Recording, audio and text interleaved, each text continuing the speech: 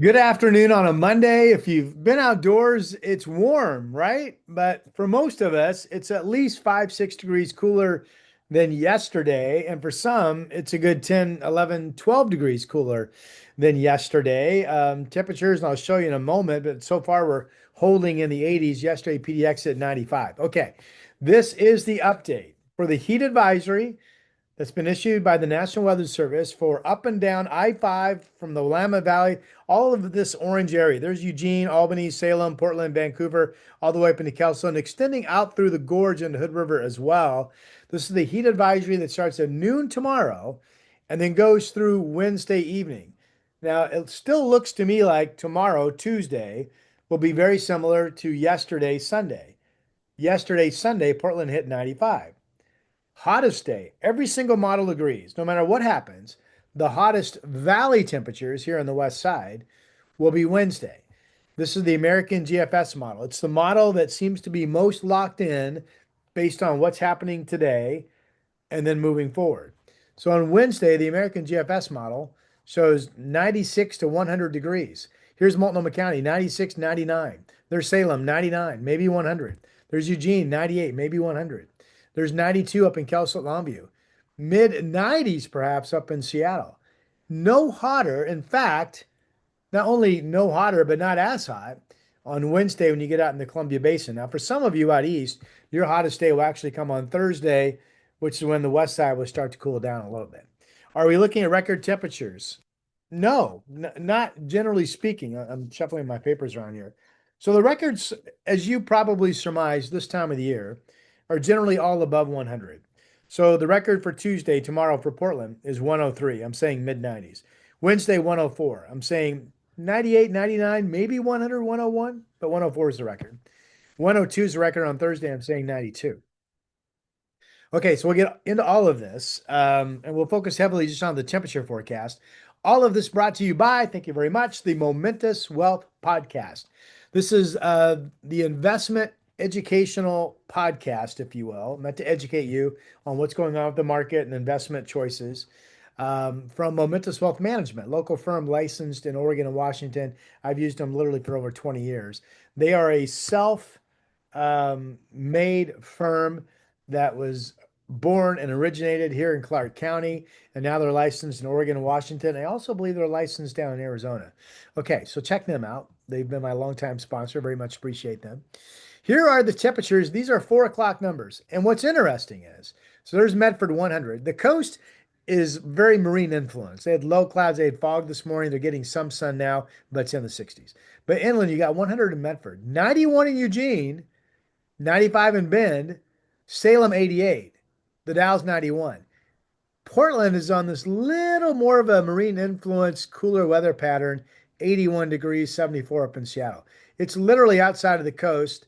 The only cool spot, well, not cool, but significantly cooler spot in Oregon and Washington. Out east, it's 90 in Pullman, 97 in Pendleton, where there's actually a heat advisory today.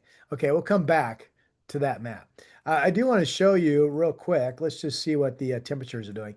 It's been going on about 2 weeks now that the coast has primarily started with low clouds and fog. Most days have seen some areas clear out, but not everybody. So coming up on 4:30 in the afternoon, still cloudy in Gearhart. Looking at Tillamook Head down at Seaside from Gearhart by the Sea Resort. I've stayed there, by the way. Great condo units right on the water. Channel House, Depot Bay, they've cleared out. The Gorge is clear. The Valley, there's Domain Stream Winery. There's Willamette Valley Vineyards. Uh, the Gorge, Indian Creek Golf Course and Hood River. Three Sisters over in Aspen Lakes. Um, Everything's cleared out. The central Lincoln County cleared out in Ottercrest. Clear, beautiful day over in the Canita Hot Springs Resort.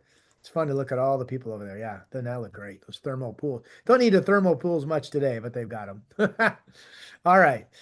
So let's go through the temperatures. I mentioned I'm choosing the GFS because GFS is most correct about what the temperatures are this afternoon. So usually, if you want to know, do you choose American? Do you choose the Canadian? Do you choose the Euro?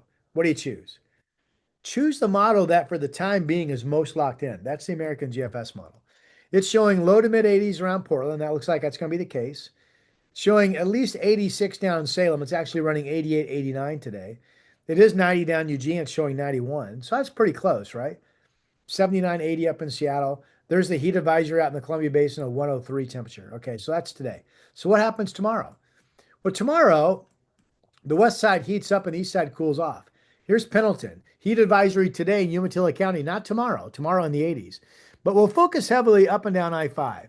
Here's the heat returning. Heat advisory in play Tuesday and Wednesday for the west side. It shows 97 down around Eugene, 95 in Salem and Portland. Portland 93, 95. Near 90 up in Kelso Longview, near 90 up in Seattle. 98 degrees down in southwestern Oregon.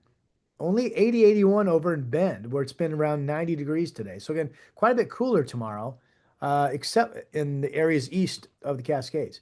So the hottest day up and down the valley is expected to be Wednesday. Here we go. This shows at 5 o'clock Wednesday, 96 to 99 around Portland, 92 Kelso Longview, mid 90s up in Seattle, 98 to 99 to 100 from Salem down into Lane County. There's 98, 100 degrees down in southwestern Oregon, nearing 90 in Bend, but still not bad, and 91 to 95 to 96 out in the Columbia Basin. So if you look at these 98, 99, 98s, it makes sense that it's reasonable to assume that there will be at least some scattered or spotty 100-degree temperatures on Wednesday. Okay. Thursday is the day that here on the west side, we start to take the edge of the heat off. So here we go. Look at that. Back down closer to 90, but back up to 100 degrees in the Columbia Basin. Again, it flip-flops, doesn't it? Let's go ahead and play this into Friday. Now we're going to continue to see cooling in the Willamette Valley. Low to mid 80s to upper 80s down in Eugene, 70s up in Seattle. Still around 100 degrees in the Columbia Basin. Let's do one more day. Here's Saturday. Quite a bit cooler for the weekend here in the valley. Look at this. 70s to 80 in Portland. Mid 80s down in Lane County. 60s up in Seattle. Wow. Low 80s back down to low 80s in Central Oregon. Beautiful temperatures. 90s out in the Columbia Basin.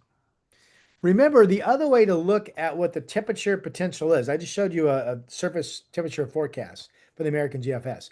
This is what that same model is showing for the air mass temps of 5,000 feet, 850 millibars. Remember, these numbers are in Celsius, so I'll guide you through what I look at. But you can see it's color-coded. So here's the hot stuff. Plus 30 out in parts of southeastern Oregon. That's this afternoon. Boy, that's really warm. Only plus 15, which is holding us in the 80s here in Portland. And there's the hotter 100-degree temperatures, plus 23, 24 up in the Columbia Basin. Okay, now notice as I play this into Tuesday, now all of a sudden we're getting warmer, plus 20, plus 21. That supports 90 plus degree temperatures in the valley.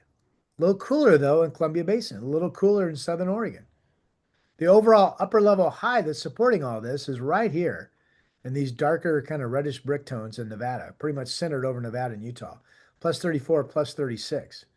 So by theory, plus 20 means you can hit 90, plus 25 means you'll hit 100, plus 30 means that you could hit 110 or better. So that's hot, right? Okay. Here's Wednesday, expected to be the hottest day. Yeah, plus 22, plus 21, 22 up and down the valley. That definitely supports well up into mid 90s or hotter, and still really hot, plus 29, plus 31 out east. So again, this is a very warm air mass across the region. Now this, I don't show you this very often. This is the surface isobar, and the pressures are kind of color-coded here. So there's a high-pressure system offshore.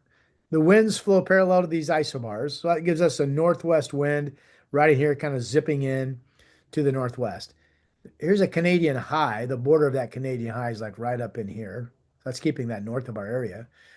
Instability, low pressure at the surface due to the upper level high that's over Nevada and Utah. So that's interesting. Let's see what it shows on Tuesday.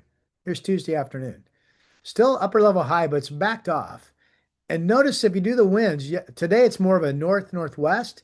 Tomorrow it's more of a north-northeast wind flow right in here. Well, that alone takes away the moderation of the Pacific and allows you to warm up. Also, remember when you get a north to northeast wind flow, inherently, because you're shutting off the Pacific influence, what happens? The relative humidity gets lower. No marine influence. So the air's drier. Temperatures will rise as well. The drier humidity with the rising temps into the 90s inherently increases fire danger. So remember that. Don't be careless the next couple of days. Good grief, right? Here's that low still over Nevada. Now let's go to the hottest day and see what we got. This is Wednesday morning.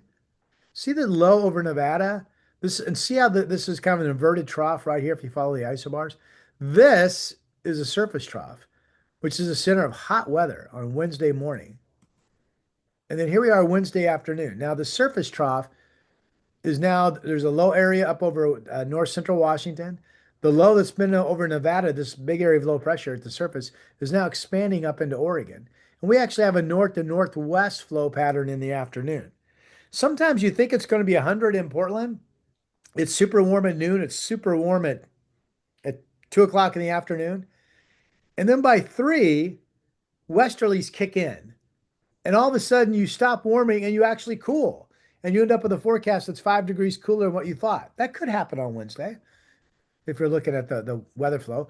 A light variable wind inherently will go to the west because the west is where the air is colder. So that's high pressure. Blowing wind inland where it's warmer, that's lower pressure. So that's what I'm talking about. Now, I do want to play this into Thursday. I hope you find this somewhat interesting. Okay, this is Thursday morning. See this low out here? Sometimes in these patterns, you get a low pressure trough or system at the surface out east. And what's that do? Kind of what we just talked about. It pulls marine air in. So you think you're going to have a sunny, oh my gosh, it's going to be a really hot day. But you actually wake up with some cloudiness. Or even if you don't, you have more of a marine pull than you think. And it's 10 degrees cooler than what you thought it was going to be. So Thursday could do that. All right, there's still that area of low pressure, still high offshore. Okay.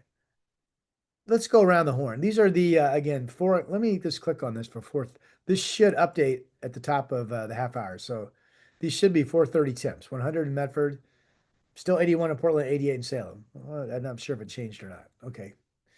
Maybe the 430 numbers haven't come in yet. But let's go around the horn. Medford, 99 tomorrow, 102 Wednesday, 99 Thursday, 98 Friday.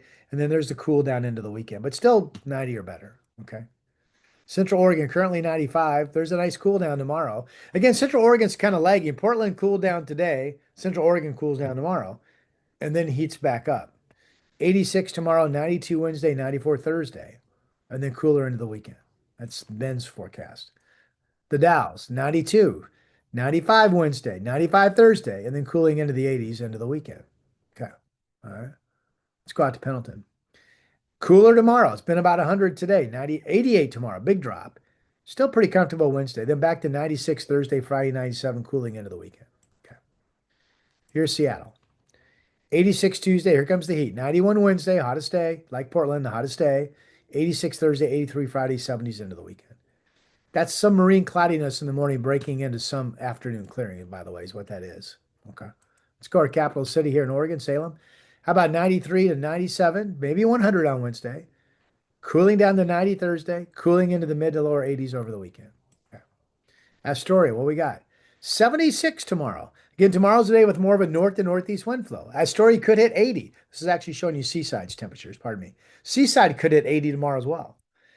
And then 72 on Wednesday. The flow pattern switches to the west in the afternoon. So the warmest day at the beach will be tomorrow. That makes sense. And then you got cooler mix of cloudiness, 60s going into the weekend. Okay. All right. Here is my updated forecast. Haven't changed this much. 84 this afternoon seems reasonable. 95 tomorrow, sunny skies. Wednesday, 99, maybe 100. If we don't get that warm Wednesday, it will be because the light variable wind flow kicks to the west by mid-afternoon and holds us down. We'll see. We'll see. The models are generally going mid-90s on Wednesday to upper 90s. Thursday, 92. Could be a day, that low pressure system out in Eastern Oregon that pulls in marine clouds. If it does, Thursday will only be in the 80s. Then we've got 87 Friday and closer to 80 with morning clouds, afternoon sun coming in over this weekend. Okay. All right. This is a pattern I will tell you or share with you that there's been a lot of inconsistencies. The overall pressure heights at 18,000 feet aren't overly impressive. The wind flow patterns are more easterly tomorrow, more variable on Wednesday. Neither one are locked in high enough to go, hey, that's definitely going to aid heating. The weather output from the modeling, actual temperature forecast has not been consistent. So we'll see what we end up with. But the Weather Service has a heat advisory up for tomorrow afternoon and Wednesday, and then we expect to take the edge of the heat off on Thursday. Okay. Thanks for watching. I'm Rod Hill. Subscribe if you haven't. You'll be notified when I post. It helps me out.